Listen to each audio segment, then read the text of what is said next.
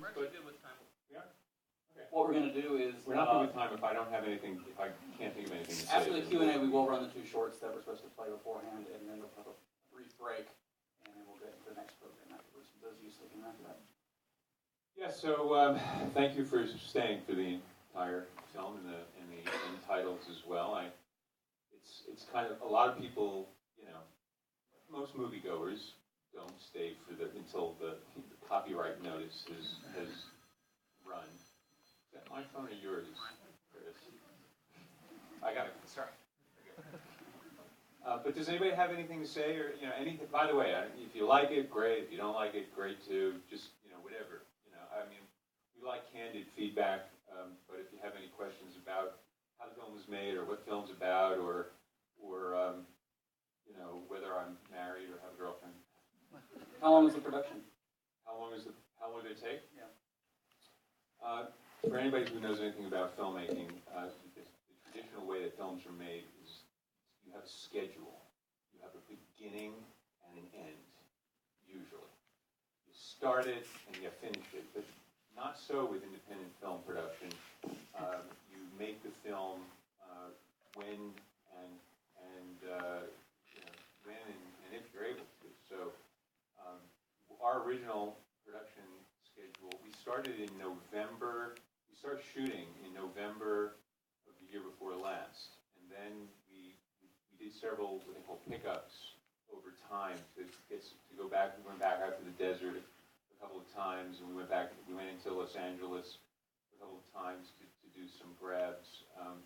Those are very difficult to do, particularly because we don't have permits, we don't ask permission to do those kinds of things. So, it's catch as catch can. So the answer is we started in November of 2009, and then we finished shooting, and then through the end of last year, we were in post-production and cutting it, and we were cutting it right through. We actually started submitting to festivals, which is the norm, before it was finished.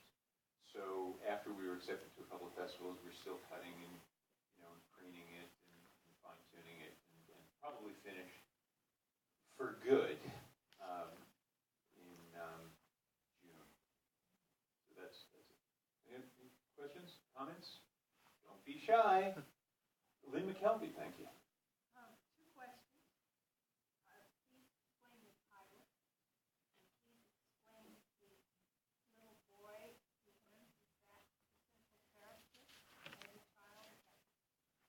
Okay. Lynn, you're a lot smarter than me, so I probably know the answer to why the title is Pig. Why do you think it might be called Pig? By the way, guinea pig. Just parenthetically, it's been hard. A lot of people do not like the title. You tell them the film you're working on or have made is called Pig, and for a lot of people it brings up kind of a visceral response. It's a very coarse title, and but we can't talk about it much because now that you've seen the movie, it's a hard movie. We don't want to give away too much before people see it. So that's the first question they ask, and that's the last question we can answer. So why do you think? Why do you think? Well, I heard somebody say guinea pig, and it makes a lot of sense. I was thinking pig iron, hanging out. They're all yes to all of the above. Yeah, I mean it's a title that could mean a lot of things to a lot of different people, but that's essentially it. It's a has many dimensions, the title, but essentially it's a guinea pig. But by the way, we actually shot. There's of course, like also in all films, there's a whole lot of stuff you shoot that never makes its way into the film. And we actually, when we were out in the desert, we spent a week out in a place called Joshua Tree in Southern California. And we got this beautiful desert house. It was really the perfect location. But in the script, there was Isabel had a guinea pig in her house, in a cage. Her son played the guinea pig. And we had to find a place where we could borrow or rent a guinea pig in the middle of nowhere. But we found one, and this is one of those unwritten sort of ironies about filmmaking is that you see stuff that's not there, or you don't see things that we worked so hard at getting that guinea pig, keep it alive, first of all. So we got the guinea pig, you know, we shot scenes with the guinea pig, and it was a beautiful guinea pig. It was a great guinea pig, but it's not in the movie anymore. So, no. Also, I had a mug, a pig mug, you know, like a pink mug, you know, like a Color Me Mine. I went to a Color Me Mine place, you know, that is, and you paint it, and you design and stuff, and, you know, and I put it on the windowsill. And up until the very last cut of the film, you know, you could see it. I was so happy because I could see my cup, my mug. Anyway, so we, you know, that's always a balance, right? A film like this, you know, some people are going to say, like, you crammed it down my throat, what the film means. Some people are going to say it's too cryptic. I got to go see it again. Yes. But that's the balance, you know. So we're balancing all the time how much information. But yeah, Pig is one of those. There's a lot to it, like the rest of the movie. And what was the second question? You don't get a second question. Oh, no. Okay. About the kid.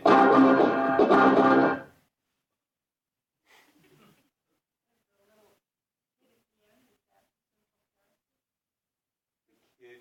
How many kids did you see? And the commercial at the end. Oh. In the end titles, no. You mean, is he the central character? Oh, no, that's from the 1950s.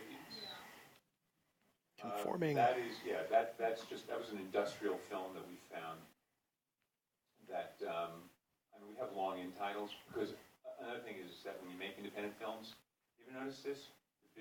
Some little tiny films sometimes have like end credits that are almost as long as the movie. That's because it takes so many people. I mean, making movies these days is an act of sheer will, to say nothing of what it costs. But because we had rather long end credits, so we were looking for a way to, you know, to do that and kind of engage people. But we thought, you know, maybe there was a way to, for some people, I mean, we want people to act. We don't want people to walk away scratching their heads and feel bad about that. You know, sometimes, you know, you watch a film, you don't want everything answered for you. It's okay to be confused, but in a good way. You don't want to have your audience be uncomfortable in a bad way.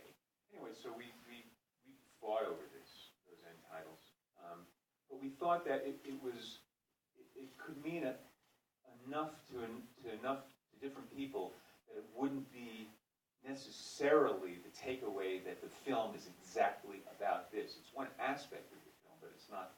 No, it's not just about, you know, voluntarily saying, you know, I want to change my personality. Like, I want to change. I want to be happy. I want to be happy. Not insulting. But no, but that's just a device to keep people in it through the end, and to also raise more questions. A movie like this, we want people to be. We would like, in an ideal world, people leave the theater or watch this on television, and they're talking about it. They talk about it on the way home, and they're thinking about it, and maybe even want to see it a second time. But anyway, that's it. Thank you for coming, Lynn. Lynn was my landlady once. Okay. Oh, yeah, you want? Okay.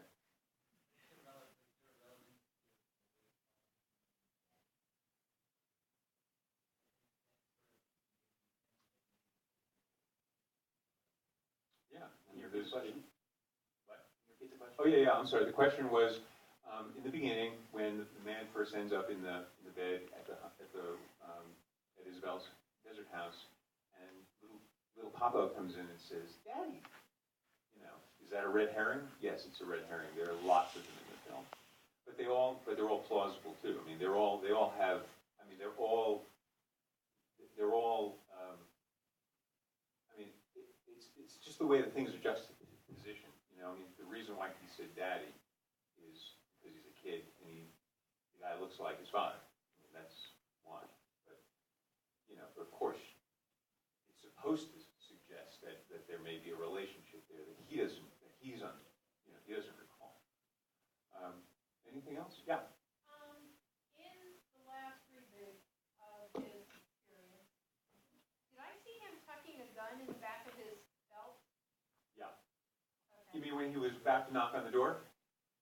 No, just as the film is ending and he's meeting Isabel again or whatever, I thought I saw him tuck a gun, and I can't remember whether I am just filling in something from an earlier one or whether he was tucking it into the. You mean when he goes to see her in the The second- park? Yeah, the second to the last one, when he Sec- gets right in the car, and then she looks at him and he blacks out for the last reboot. It I'm looked not- like he had a gun. I don't think he did, but you might be filling in. I mean, I can't be certain because I'm not 100% sure which scene exactly. The only time you see him with a gun In is that first one. when he go in the car in the Scout when he's about to go up into the building, and then when he's at the front door of Manny Elder's apartment, he has the My gun. main problem was, they were talking about how, number one was eliminated because of a firearm violation, et cetera. And then I see him getting in a car again, and I thought I saw him tucking a gun in, and I'm thinking, well, if the only gun was in the first one, why has he got a gun again?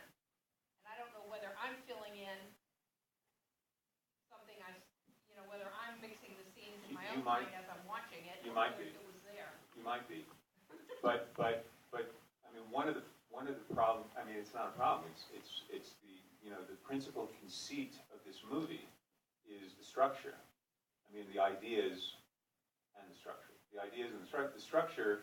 Of course, you're supposed to think that this is a linearly told story, but in fact, the structure you're just seeing grabs of. So every time he reboots, you think he knows everything that just came before, but he doesn't. So he's doing a lot of the same things all the time. So you may have, or you may just be filling in gaps, but that's okay, in terms of the narrative.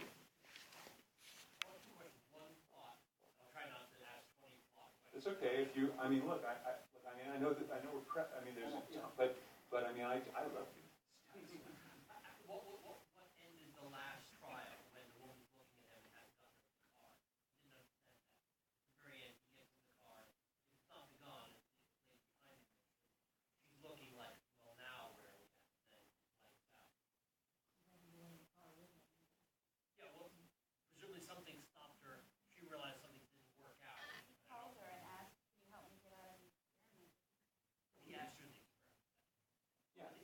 He's found out. I mean, he knows at that point that he's discovered some information, but we think it's going to be the Isabel that he saw in the beginning. It's not. So look, am I going to lie to you and say that there may be certain continuity issues? We don't think there are any significant continuity issues, but it doesn't really matter for us because really. Point is that we don't know the reality of those particular trials. We haven't seen them. We don't know what's really happening there. So it's okay. It's okay for us. Anybody? Okay, go The ahead. other question I was going to ask is, what is the plan to release this to larger audience?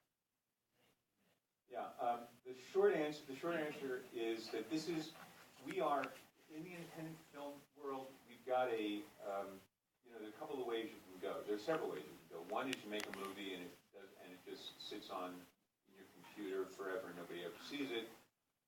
But either somebody buys it, that's the old world of distribution, or in the new world of distribution, filmmakers are as responsible for producing the distribution as they are producing the movies now, because it's just the economics, are of making independent film these days means that if you don't work just as hard to sell your movie, to find your audience, number one, which is crucial, and secondly, once you think you know who your audience is, to go out there and and really try to build communities and get people enthusiastic about it, and then sell it directly, you're never going to see a penny from it. No one will see it, and you'll never make your money back and to sustain.